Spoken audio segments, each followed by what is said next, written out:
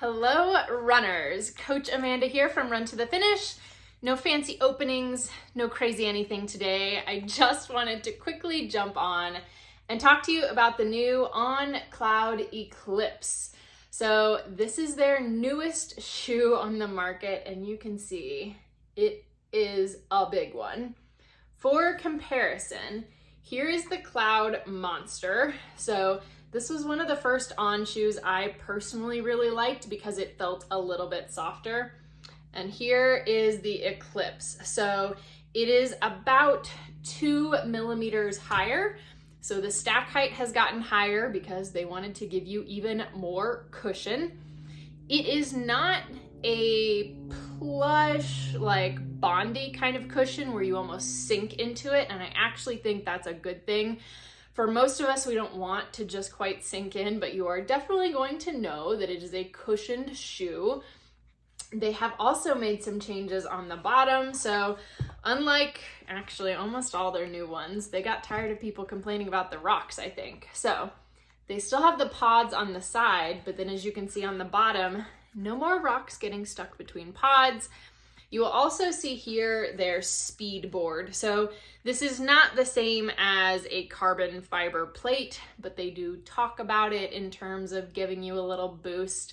I would say a lot of what you're getting with a shoe at this height and cushion is just more stability, a little bit of firmness so that you are able to still kind of react off of the ground. Another thing I do like in this shoe, they have stuck with that thin tongue, but it's an upgrade also from what the Monster had. So the Monster is super thin. There's almost nothing to it, although not sharp, which was a problem some other brands had.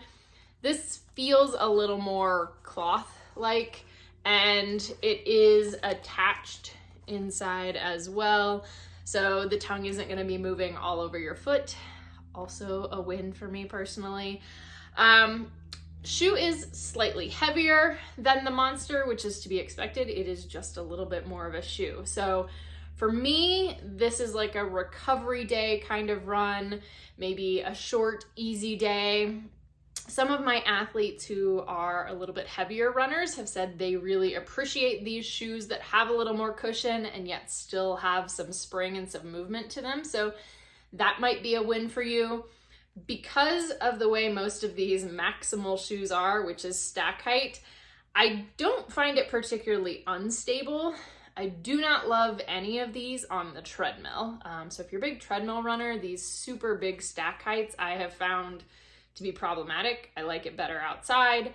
It is a 6 millimeter heel to toe drop. That is a ratio I am a fan of. Other cool things though that they did with this shoe is they changed some things like their dyeing process. So it actually uses 90% less water. They used a lot of recycled materials, and I personally am excited to see a lot of shoes just looking for those kinds of ways to improve moving forward because our shoes only last us so long. So that's awesome. Another good example of seeing how much bigger this shoe is, that's the Cloud Boom. So that's their carbon shoe. It's tall, but tall, cushioned, that's what you're getting here. So hopefully that helps give you an idea of this brand new shoe. If you've got other questions, drop them below. And of course I have a full article detailing all the different kinds of On running shoes to also help you decide.